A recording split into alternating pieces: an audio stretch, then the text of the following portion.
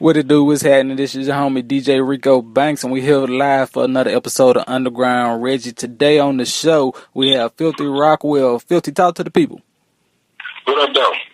Man, nothing much, man. So, like, we know you got the new album that's getting ready to drop on this Friday. So, one of the things that I want you to talk to the people about is, man, let them know what exactly the Filthy Americans are, and let them know, like, how you came up with the concept for the album. Oh, okay. The Filthy Americans, that's my brand. And the Filthy Americans is something I created about maybe around 2014. The concept of the Filthy Americans started in 2010. When my cousin, Peter Juan got locked up, that's when I started thinking of the concept and just trying to develop it. You know what I'm saying? But the Filthy Americans is the brand of the creators. Mm-hmm. You know what I'm saying? I started it. It was really started like I wanted to like really present history to my people in a way without being preachy. So I started with the idea of putting "What Up Though" on a hat, because "What Up Though" is a Detroit term. You know what I'm saying? They've been saying it since the 60s or 70s. You know what I'm saying? It originated somewhere on the west side. You know what I'm saying? So it was a lot to it. So I put "What Up Though" on a T-shirt on a hat first. Mm-hmm. And I put the Detroit flag on the T-shirt and a hat, because I was just trying to show people the history. Like, we all was wearing D hats at the time, so I was like, man, what if I put the Detroit flag on? And a lot of people in my city didn't know about the flag, so I put the Detroit flag on it. And they all, and it started taking off. You know what I'm saying? Then I put Streetwear Wine on a hat and Roystify Now Award in the Eminem video, and it all started from there, man. So. And I've been consistently doing it, you know what I'm saying, consistently pushing it. I trademarked What Up Though in 2014. I took it my responsibility to introduce it to the world and introduce it to hip hop, because I want to get it like Yo is, you know what I'm saying? What Up Though is our own term, you know what I'm saying? It's the only, us and Aloha is the only people that got their own, greet, you know what I'm saying? So we should have put What Up Though like Aloha, you know what I'm saying? Like, it's like What Up Though. And it's more than just What Up Though, but it's more so like it's more about a state of being than what up, than what's up with you. It's more so like where you at more than what's up with you. Like, where you at mentally? How you doing? You know what I'm saying? What's going on in your life? Like, where you at mentally? That's what Up Though is about. You know what I'm saying? Mm-hmm. So I trademarked it, and that's how the Filthy Americans really started, man. And you know what I'm saying? I've been rolling, man. And I got thousands and thousands and thousands. Across the metro, across the United States, Filthy Americans. Okay, so with touching on that and touching about the Detroit flag, like, I want you to tell the people, man, like, what type of influence did Detroit as a city have on you musically? Man, well, growing up, man, I was heavily influenced by Detroit music. This is Motown, so you know what I'm saying. We was listening to all of that, man. I was a kid that would, go downstairs and sneak and, and I was in the basement and find some 8-track tapes. And my mama had an old stereo set, so I was like, damn. So I'm popping these old songs and these old music, and it was grabbing me. You know what I'm saying? I was really listening to it. I'm like 7 or 8 years old doing this, sneaking downstairs, getting these old 8-tracks, listening to this old soul music. You know what I'm saying? So, that's where probably my love for music started. But it was really like hip hop, you know what I'm saying? Like, I was influenced by all the stuff that, everybody else was influenced by. But in Detroit, it's different because, Detroit was Detroit was the first black people with money in the United States. Okay? Mm-hmm. So in Detroit, we was the first people, the auto industry, the factories was here, so we had money. So, you know what I'm saying? We was the first people with money, so we was almost like our own heroes. We was the first people with dope. This was the first place where the mafia connected with black people and put heroin in the ghetto. You know what I'm saying? Mm-hmm. So this is the first place where people had money. So this is the first place where our heroes was on the street. You know what I'm saying? Our heroes wasn't on album covers, really. You know what I'm saying? We had heroes in the street. So, you know what I'm saying? And the music influenced that. So, we had local rap heroes that we was into. You know what I'm saying? So I was into, Esham, you know what I'm saying? Like, stuff like that. I mean, I don't know if y'all ever heard of Esham, but Esham is a legendary artist from Detroit. Jay Dilla, all of that stuff. But I was heavily influenced by the soul music, you know what I'm saying? That I was listening to as a kid and coming up listening to. You know what I'm saying? Mm-hmm. So, with your production and like getting a start within the industry, like what would you say led up to like your first placement as an artist? Well, as a producer working with most You know most what? notable artists. You know what? I want to go back real quick. You know what? I was heavily influenced by hip hop. You know what I'm saying? Like I was like, you know what I'm saying? I was saying like I had to, I grew up in hip hop. You know what I'm saying? I grew up with hip hop, so you know, hip hop is my religion. You know what I'm saying? I say that I'm serious. I mean, hip hop is my religion. Like so, hip hop influenced me. You know what I'm saying? And soul music, like old soul music, you know, not. And I would be lying if I said it was Motown really, because Motown was like drenched in it was like Motown was everywhere, but you know, I was more so into like Prince and the Time and you know what I'm saying, and Michael Jackson and all these other type of groups. You know what I'm saying? I was into like, you know, that type of stuff. So but hip hop influenced me heavy, man. Like I'm talking about like, you know, every I don't know, every decade we was in, dog, I was heavily influenced. You know what I'm saying? I'm the dude with, you know, about 1,000 like Source and double XL magazines in the basement, like still. You know what I'm saying? Like, you know, like, you know, every scratch magazine that came out, like so that was like one of my biggest influences was hip hop. You know what I'm saying? Okay. So, like, with getting one of your first placements, like, we're working with Big Sean, like, how did you and Sean link up? Okay, me and my cousin we had a studio downtown called Capitol Park, downtown Detroit. So, we was mixing the album that we was working on lower side. We was mixing it, at this, studio called, what was it called? Oh, yeah, Audio Magic. So we ran into Dusty McFly, which is another Dirty Glove artist. Dusty McFly, we ran into him, but he wasn't on our label. We had just ran into him. He was just a little homie, and he was just like, he's my cousin. Mm-hmm. And we had ran into him at a studio. You know what I'm saying? And he was a distant cousin of one of my cousins' people too. So you know, so my cousin was like, okay, this little dude family. So he had gave me his number. So after I got his number, like, you know, we the building downtown was just sitting there. So then one day we just like, we gonna clean it up and make it a studio. You know, so we went hard to make it a studio. Dusty called me one day. And, you know, when he called me, the studio was it was all, you know, done, but it was just dormant basically. We just used to be chilling in there really. Mm-hmm. So Dusty was like, man, we told him to come to the studio, and he was like, man, I want to bring some of my friends down here. He asked could he bring Big Sean. And we didn't really know who he was or really about him. Like, nobody really knew nothing about Big Sean. I only knew about him because at Audio Magic, they was playing his mixtape there one day. And I was like, who is that dude? And they was like, he signed to Kanye and all this stuff.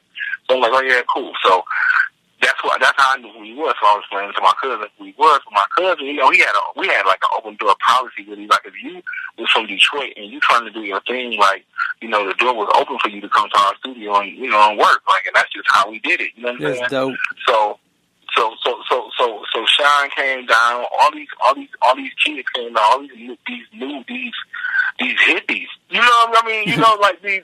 I mean, we're not. They was like, there was just these different types of people that we was not used to hanging around. So all these kids come down and we like, okay.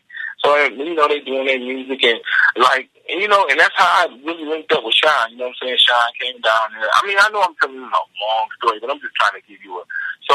So one day I come in the studio, like one of my homie called me Trill. Trill is another dope producer from Detroit, and he was the engineer at Capitol Park. So he called me like, yo, Big Sean coming down here today. You need to come down here and play some beats, like, because everybody in Detroit, when it comes to hip hop, like people either they point to Jay Dilla or me. Like when it comes to like hip hop, you know what I'm saying? That's what I do. And I'm not saying I'm like Jay Dilla on his level or nothing. Like I can't even say like I copy or try to sound like Jay Dilla. You know what I'm saying? I'm more influenced by Eric Sermon than any other producer, to tell you the truth. But you know, so you know, he called me, you know, because he's like, Sean, you know, he gonna need that hip hop shit. They gonna need that Kanye shit. And I'm like, you know, everybody know I made beats like that, right? So I'm like, all right. So I come down to the studio, you know, I meet him, you know what I'm saying? You know what I'm saying? And he like, oh, okay, yeah. I'm like, I make beats. And he's like, oh, yeah, cool. So I give him, we leaving outside, and we outside, and we went into my cousin, and he asked my cousin, like, man, he like, Man, your cousin, your cousin dope, my cousin, wow, like, he the dopest. He the best producer in the city, and Sean like, man, all right, now y'all niggas is talking heads. So I give Sean a CD. Just a CD I just got in the car, it's just a CD. So he go, and then he come back the next day, and he's like, yo, man, oh man, you dope as fuck. Like, I found like 4 beats on that CD that I want to rap over, and I'm like, damn, that's what's up, dog. So he's like, can I rap over? And I'm like, yeah, cool, whatever. But then I'm like, man, let me bring you a specific CD though. And he's like, okay. So I go home the next day, and I just bring like 5 beats up there. Mm-hmm. And the first beat was Celebrity on the CD. No.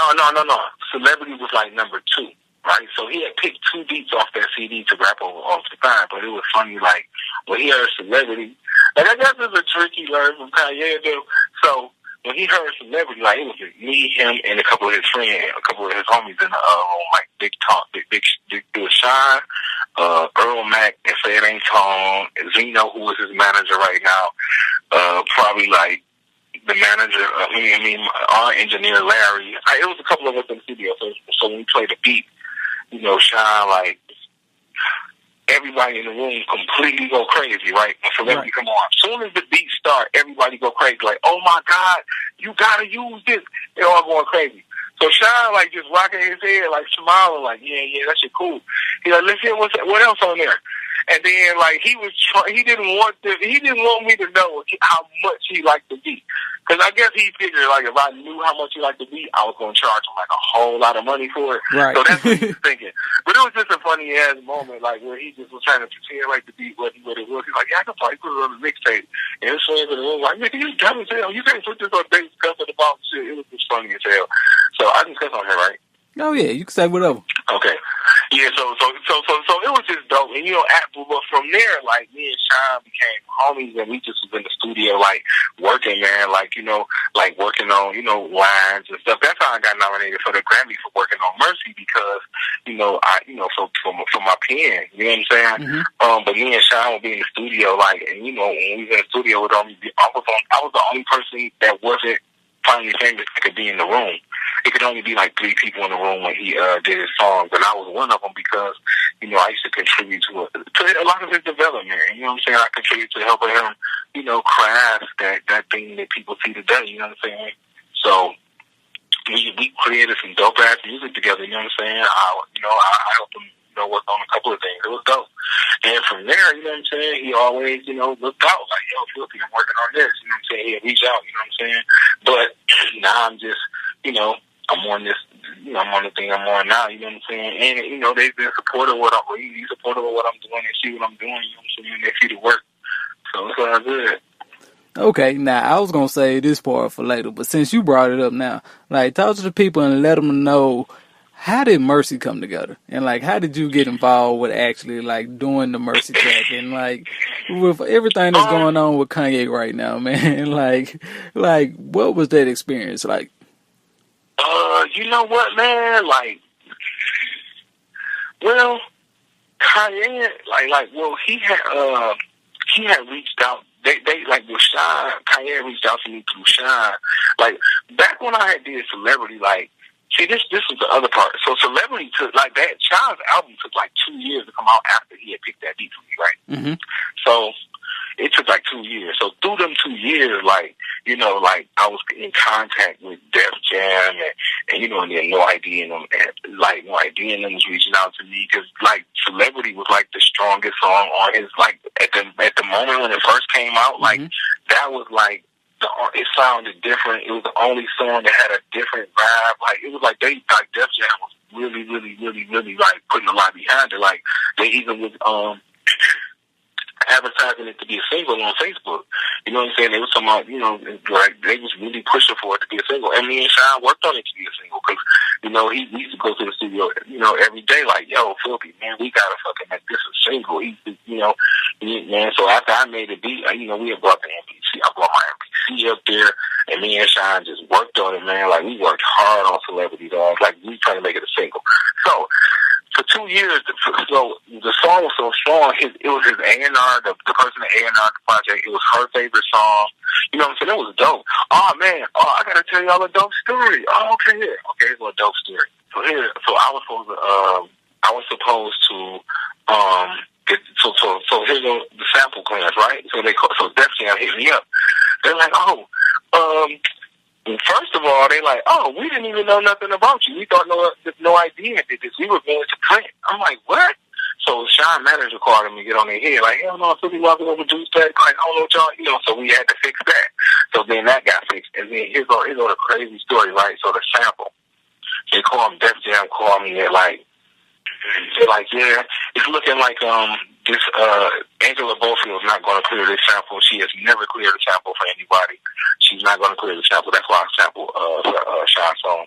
So they like, you know, she's not going to clear this sample. So unless you can recreate this song and make it and replay it over and make it feel like this without, this song is not going on the album. So, dog, my heart was crushed. Just after 2 years of waiting, dog. 2 years of waiting on this, oh man, and Sean paid me handsomely for it. Sean the real one, man. Shout out to Big Sean, that's my nigga. But, after waiting 2 years, dog, now they telling me it's not going to go on there. And this song is Sean's favorite song. If you go look at interviews from back then, he talk about this being his favorite song. He names all the songs on the album, the song that Pharrell produced and all that. He's like, but my favorite song is Celebrity. He did an interview and said Celebrity was one of his favorite songs he ever recorded. You know what I'm saying? So this song is important to everybody. The A&R, everybody is like, what the hell is going on? Now Angela Bofield not going to clear it. Now they clearly on. And listen, I don't know how to play instruments. So I don't know how to replay this song, and it's like really fucked up, dog. It's like it was the worst feeling ever, dog. It was the worst. I haven't felt that bad in a long since then. It was the worst feeling I ever had, dog. I was ready to quit music that day. Like, dog, I'm fucking quitting. You know what I'm saying? So anyway, so the lady, as I'm on the phone, like about to like blow my brains out, she said, hold on, let me make a call. So she called this dude at Def Jam that has been, he's the dude that's the head of sample clearances. So she called him. She's like, let me see what we can do. She's like, I know we can't do anything because Angela Bofield said no, she owned it. She ain't never cleared a sample for nobody. So we called him.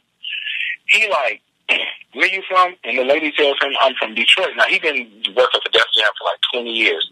He's like, oh, man, I'm from Detroit. I'm from West Side. So me and him, now we got this Detroit thing going on.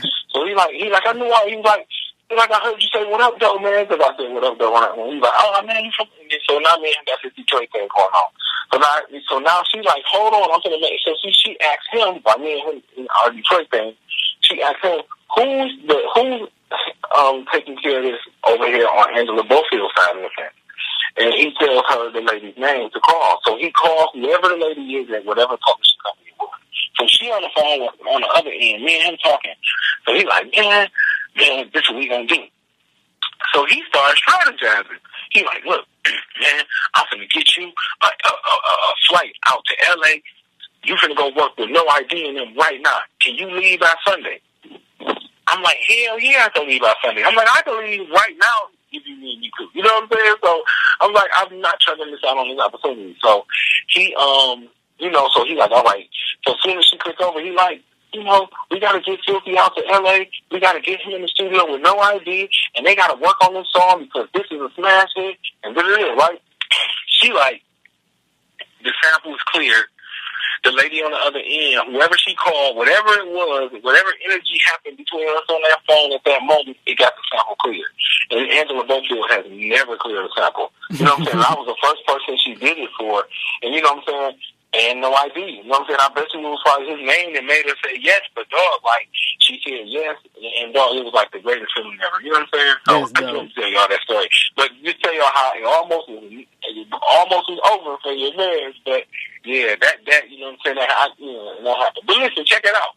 So when it happened, right, what I did was I took Angela Bofield's record and I put it in a special place I have in my house, right? Mm-hmm. And I put it and I put it there, And just like, and I prayed about it. And you know what I'm saying? And dog, this was all while I was on the phone. Like, this was when the lady told me this and got off the phone with me, I put the record there and prayed, dog. Like, and then I got the phone call from her, and then she got on the phone, and then got on the phone with my man from Detroit. And all that happened within like 10, 15, 20 minutes, man. All that happened, man. And, you know, I'm just saying, like, I'm just telling you, like, how God works. That's all.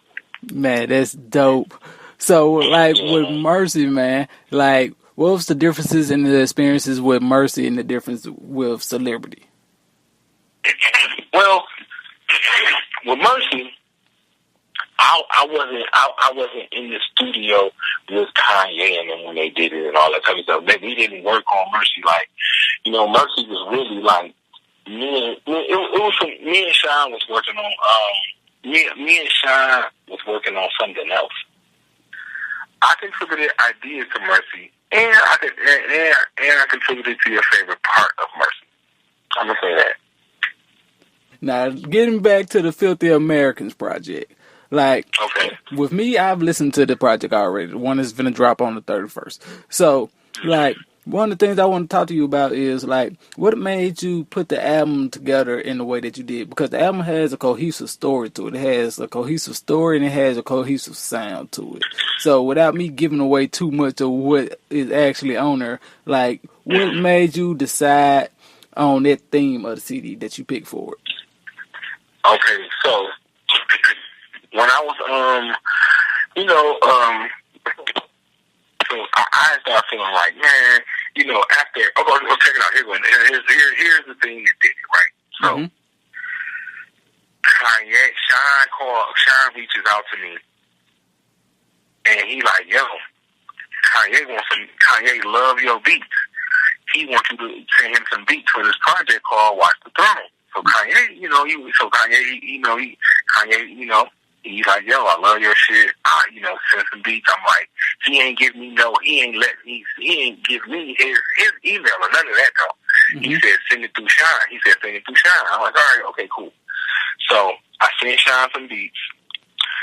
Kanye was trying to, and so this was like, for like 3 weeks I haven't heard from Sean. I ain't really, I called him, but he been busy because this is like, he doing promo for his album, so Sean on his promo shit, so he ain't really, so he busy as hell. So I'm like, damn, I'm trying to see what's up with Kanye and the beats. Like, did he like him? Did he get him? Man. So Watch the Throne is like, they advertising Watch the Throne now. So now they start advertising the album. So now I'm like, oh shit. So now I finally get Sean on the phone one day. And I'm like, Sean, dog, did you send Kanye the beats? He like, oh yeah. He like, we was in the studio and Kanye was trying to download your beats on his laptop, but he couldn't download them. So I'm like, nigga, why you ain't called me, dog? I could've. So he like, all right, resend them. So I resend him the beats. Of course, I don't hear nothing. Watch the Throne comes out, and then I'm like, damn. So, you know what I'm saying? Then, but then after that, I met Kanye I met him at a show he did here, and he just gave me, his direct shit to just reach out to him and say him shit. So, it's all good now. But after that was another blow I took, and that was really like, so that made me feel like, man. So after that, I started to think about, how do I get my ideas out? How do I still get my ideas out? I'm a producer. You a producer too. So, I'm like, man, how we sit up and make beats for like days and years and just pile up thousands and thousands of beats. Mm-hmm. We pile up all these beats, and what are we going to do with them? Besides sit up and play them, so I started thinking like, man, and I started thinking about, I want to start releasing my music, but I want to start releasing it in a unique way.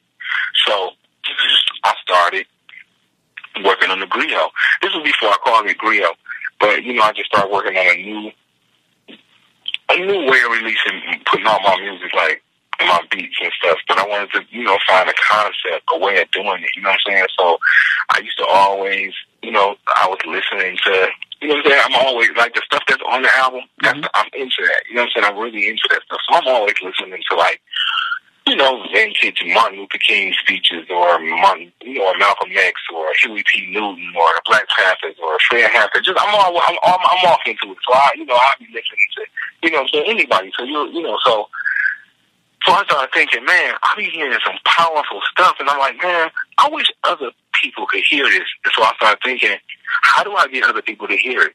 And then I came with the idea to put it with my beats. So that's really how I came up with the idea, and then that was one idea, but that was an idea that I formulated as a thought, though. You know what I'm saying? They had to live in my brain as a thought for a long time before I was able to actually be able to make it, bring it into fruition. So, man, I was working on that, making that. Like, man, I worked on that for, I don't even know how long I worked on it. Each time I tell you I worked on it for 10 years. That's what he'll tell you. But man, but I knew I had to be unique. I had to have my own approach. I had to have my own unique way of how I did it. You understand? Because I knew I just had to. So you know what I'm saying. And once I was, I kept working on it. Shout out to Studio One, man. Like, Studio One endorsed me, and it really opened up my brain when I got Studio One. I was able to do everything I ever wanted to do. Like, I tried Ableton, I had the machine, I had all these different, so I was trying to create this music, but I couldn't create it on none of those things. You know what I'm saying? It was just, but when I got Studio One, it all started to formulate everything I wanted to do, like every thought, wherever I thought about, I could actually bring it to life. You know what I'm saying? Of course, I still use my MPC, you know what I'm saying? But Studio One, you know what I'm saying? And, that's what it is, and it's called Griot, storyline hip-hop, music that tells a story without telling a story. All right, so, like, since we've been talking about musicians and we're talking about artists, like, what do you think about independent musicians and independent artists? Man, I think that's what the Filthy Americans is all about. Like, that's the whole movement, like, independence. Like, because... I hope I don't offend nobody, but I just started thinking, and I started feeling like, and for a couple of years, I felt this way, and I was like, man, how, I started looking at, okay, everybody's streaming, and people felt like that was a great idea, but I'm like, man, I come from the era of, like, I got, like, over 1,000 records in my basement. You know what I'm saying? Like, I have music that's mine, so I was like, I don't know if, you know what I'm saying? So I started looking at the streaming thing. See, that new report came out, right? Mm-hmm. So the report came out that $43 billion, the music industry made $43 billion, and the artists and people like us made 12% of that. You know what I'm saying? So it all made sense. You know what I'm saying? And I'm from Detroit, so here in Detroit, this is where techno was created. Juan Atkins is the dude that created techno. He's from the east side of Detroit. My manager he managed me and him. So Juan Atkins created techno. Now these guys for like 30 years, since the early 80s, these dudes have been selling vinyl overseas this whole time. They never stopped selling vinyl. They sell vinyl every month. They put out albums and stuff every month. So I started realizing that's where the money was at. Like, I'm from Detroit. Insane Clown Posse, Psychopathic Records. Like, when I first, I went on tour with it. They took me on tour. They were showing me the ropes. Like, they're my OGs, you know what I'm saying? So that's the most independent record label in the business, you know what I'm saying? It's the whole industry started following their model. When you start seeing people moving the merch, ICP was the people who was moving $7 million in merch. You know what I'm saying? They was doing this every year. You know what I'm saying? So, independently, they make their own shirts, they print their own CDs, they make their own stickers, they do everything themselves. They got a big building where they do everything themselves out of. So, in Esham, the very first, him and his brother, Real Life Productions, like, this was in 1989, these dudes was putting out albums, selling 100,000 tapes and stuff, like, and that's just him and his brother off of dope money, but you know what I'm saying, like, this is what they was doing, you know what I'm saying, so I had good examples of independence in Detroit. That's what we do in Detroit, like, because, as you all know, the music industry is not here. Barry Gordy and Motown been left us, and they ain't leave us with no game or nothing. You know what I'm saying? They ain't even leave a little straggly A&R behind to tell nobody. So, you know what I'm saying? Like, so we had to find our way in Detroit, you know what I'm saying? And we did. So, you know what I'm saying? And I, I was doing the industry thing, but then I just started thinking about it, and I sat down with, legends like Mike Banks, like Mike Banks. These are the creators of techno. These are the forefathers of this thing. You know what I'm saying? So, and he was telling me this underground resistance. So, and you don't even know who underground resistance. But But I'm gonna tell you, guess who Underground Resistance? Old Man Ebro. So when you watch the Hot 97 show with Old Man Ebro, yes, it's a picture on the wall that says Underground Resistance. Mm-hmm. That's Mike Banks, a dude here in Detroit. These dudes are the forefathers of techno somehow. So these dudes don't show their face. They got a building, it's an anonymous building. Nobody can come to it. And for 30 years, they've been selling vinyl, making money. So, I had a good, I just been shown how to, the fruits and labor of being independent and putting out your own music. You know what I'm saying? Because right now, the industry is, they own it all. And really, the only thing people really getting paid in is celebrity, and popularity. Man, I knew years ago that no rappers or people in the industry ever recouped. Did you know that? Did you know that there has never been an artist that ever recouped in the music industry? Of course. Now, ain't that crazy? So you need to tell me, Elvis Presley, Michael Jackson. Michael Jackson sold over, off the wall, all that stuff 30 million times. And he didn't recoup. Y'all put more money, y'all put more than $30 million into Michael Jackson's project. You know what I'm saying? So I knew that a long time ago. So I started thinking, why is all these rappers jumping to be in the music industry? Why are all these people why is nobody telling us that, why Jay-Z and them ain't telling us, yo, this is not what y'all think it is. It's all smoke and mirrors. A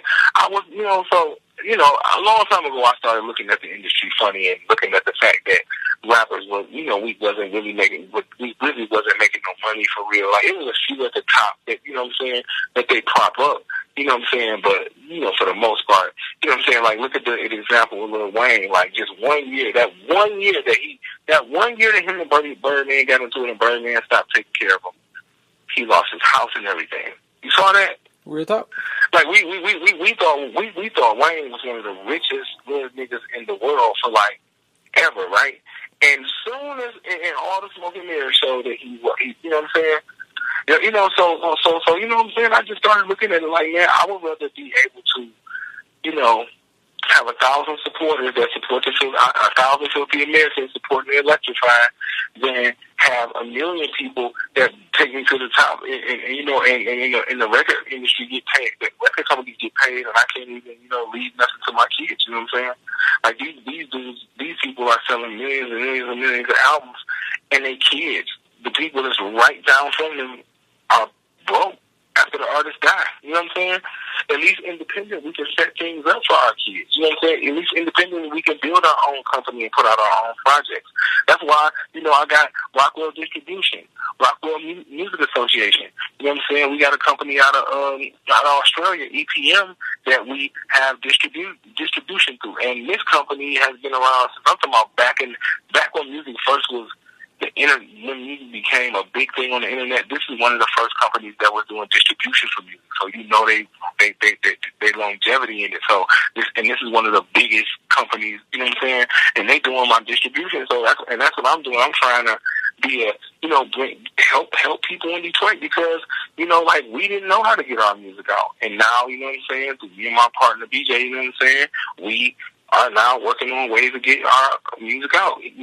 Aux 88, that's the group that, that's the group he was in. And that's the group that most of us grew up on, the techno. We grew up on, when you hear techno today, and you hear old school Detroit techno, it's Aux 88. Most of the songs you hear, is Aux 88 and Warren Atkins. So, but I'm just saying, man, that's what we trying to do, provide a platform, you know what I'm saying, for people, you know what I'm saying, you got dope product, or, you want to press up your own vinyl or something, man, you know what I'm saying, we'll show you how to do it, we put it together, and we distribute it for you to other countries where necessarily you can't get to, over in Russia. They love us in Russia. They love my food. You know what I'm saying? Because we don't have no way to get over there. But we have, we got relationships with these record stores. So we know where to send the buyers who's buying hip hop. So, you know what I'm saying? That's what we're trying to do. Just provide a service for the people, man. That's what the Filthy Americans is all about. And independence is the way to go. So we've been talking about like a lot of ideas, and we've been talking about the creative process. So one of the things I Yeah. want to talk about now and want to touch on is, man, artist development, man. Like, what are your thoughts on artist development, and like, what do you think is the importance of artist development in today's music landscape? Man, I think artist development is one of the most important things that we're missing out on now.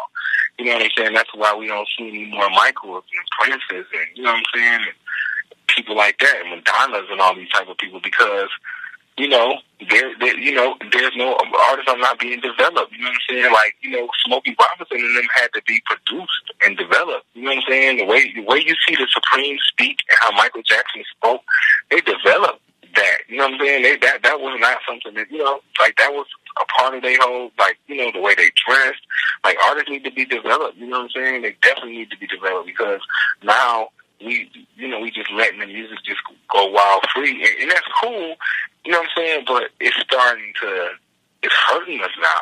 You know what I'm saying? Because now anybody can do it. Yeah. You know what I'm saying? And whereas it was art before, and it was something that was artistic, and now it's become something that's like, you know, it's just turn up, and it's just anybody can do it. You can say anything, and, you know, it's gonna hurt us. You know what I'm saying? And I think we are now in the place where our parents were when they watched jazz. When we gave jazz away, I think we're giving hip hop away the same way. I 100% agree with that. So I got a question with you. We're not taking care of it no more. Yeah. So I got a question for you. But the Filthy Americans is on the job, though. I'm on the job. Hip hop is in good hands.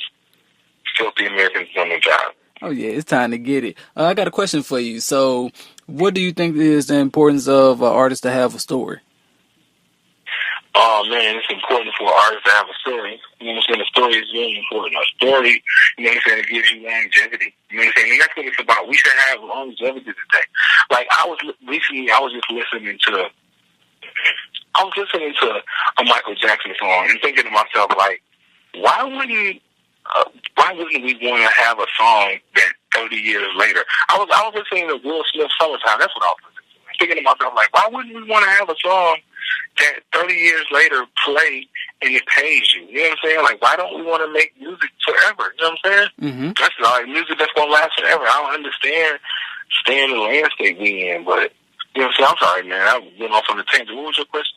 No, you was actually answering the question pretty perfectly, man. We was talking about the artists and stories, man, and like what you were saying, it's like this is my thoughts on it. Like, a lot of artists don't have stories. So, like, I was watching Behind the Music the other day, and I was watching DMX, and a lot of artists, their music, their albums, they don't connect because they don't have a story. You don't know who the artist is. So when they give you a project, you really have no idea what the project's about. So it's like, especially when you see the follow-up projects after they put out their first project, like, none of them make sense. So it's like, you confused about who this artist is to you. So once they start switching these styles and switching these songs, it just causes more confusion for them. And it's more and more artists out there who just continue to get lost like that because they don't have any background story to who they are as a musician. So these songs that they're creating, the shelf life on them are terrible. That's why we see the artists like I just tell you, like, that's why you see Wale, you see Drake, you see Kendrick, and you see J. Cole, and they're still able to maintain and they're able to survive because, like, those four artists, you know who they are as an artist. So it doesn't matter, like, what type of importance is placed on their music or what type of budgets are placed behind their music. You still know the music is going to connect because their fan bases know who they are at their essence, in their heart. Like, they know exactly what they're getting from Drake. They know what they're going to get from Wale.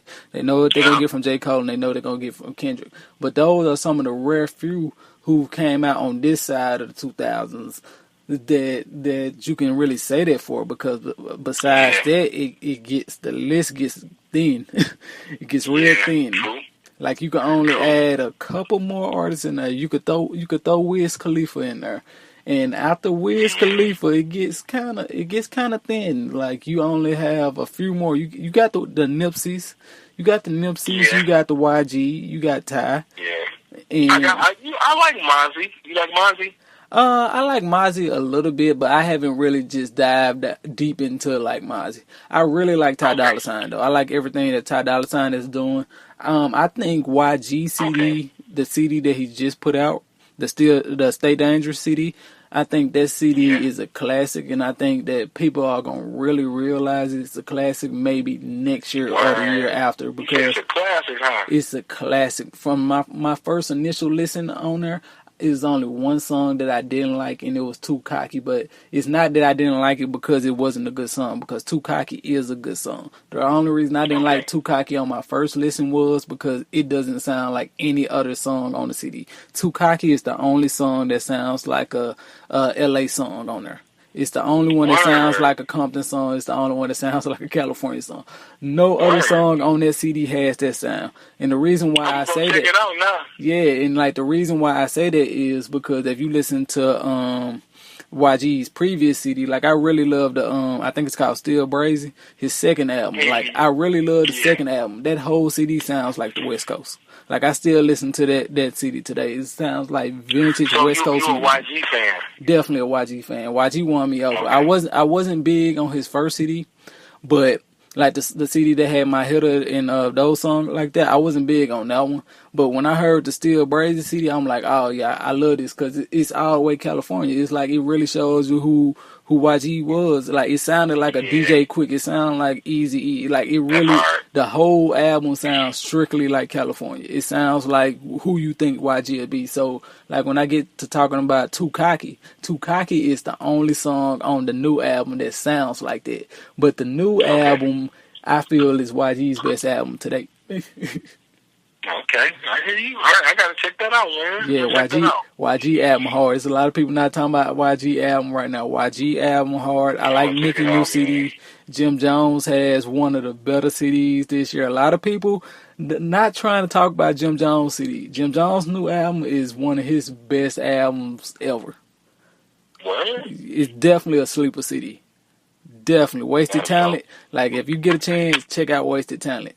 Like, he basically... I'm gonna check that out, because I listen to Cam, I listen to the Dipset. Of course, you know, I was molded by the Dipset era, period. Oh, yeah. Jim came with it. Like, if you like Certified Gangsters, you like Summer with Miami, and them songs like that, that's that Jim Jones that you got on this CD. Then he got Mozzie on the CD, too. Dang, I gotta check it out. Oh, yeah, Jim Jones CD hard. Jim Jones album hard. So, go ahead. Oh no, I've been actually okay, like, so with the Filthy Americans getting ready to come out on Friday, what other things do you have that you're getting ready? Filthy America, my bad. So with Filthy America coming out on the 31st, like, what other things do you have that you're doing that's connected to the album that's coming up as well? Man, okay, so you know, we I got the thing I'm doing Friday. I'm doing a record release party at the Dime. You know what I'm saying? It's free entry. You know what I'm saying? Like, it's a real celebration, man. Like, I'm like, I ain't gonna even charge people to come in, man. You know what I'm saying? We're putting it out on vinyl. You know, I'm gonna have CDs available. It's gonna be out, you know, digitally. It's gonna be available. You know what I'm saying? Me and my partner started a distribution company, Rockwell Distribution, and we distribute to over 300 record stores outside the United States. So, you know what I'm saying? You know, my album, you know, distribute the album out there. You know what I'm saying? Because, you know, overseas, I mean, they got a greater appreciation for hip hop. You know what I'm saying? And you know, certain types of music. So, you know, that's one of the things I'm doing. We distribute it overseas. And then October the 19th, I got this pop up at Detroit Shipping Yard, and it's a real dope spot, like made out of shipping containers. You know, it's crazy, man. It's a multi-million-dollar spot made out of all the shipping containers. We're gonna be doing a pop up there. You know what I'm saying? The Filthy Americans gonna take over October the 19th. And we're gonna, you know, have all new merch available, drinks available. You know, drinks, food. You know what I'm saying? Like, everything you can think of, man. You know what I'm saying? It's gonna be dope, man. It's gonna be a real dope experience. Like, that's October the 19th. So, you know what I'm saying? I'm working, man. You know what I'm saying? Like, you know, we got a couple of things lined up for the album. You know what I'm saying? I got a couple of different things I'm doing. We supposed to be doing something at the Detroit Opera House with the album, you know what I'm saying? So we working, man. I got my global brand strategist on it, every family he on it. So we working, man. We just, trying to do everything we can do to take it to the next level and get it heard. And it's many different places we can get it heard because, I'm really trying to create create a new genre called griot, and I'm trying to, build my fan base that's into the griot. You know what I'm saying? Because how you heard that album, you know what I'm saying? That's my new style. You know what I'm saying? Like you were saying, like how what you were talking about, what it sounded like to you, but that's my new style. I developed it, and that's how you gonna hear me. You know what I'm saying? Even on when people get beats from me, you know what I'm saying? If you hear me, partnering up with somebody and I get a placement, it's gonna be the griot. Okay. Yeah, for sure. So with closing the interview, let the people know where they can follow you at on social media and let them know where they can find your music at. You can follow me on Instagram, Filthy Rockwell, FILTHYROCKWELL, all one word, you know what I'm saying? Follow me on Twitter, Filthy Rockwell, FILTHY_ROCKWELL, the electrifying Filthy Rockwell. And like that, man, this has been another episode of Underground Reggie, and we out. Yeah, thanks for having me, man. Peace, man.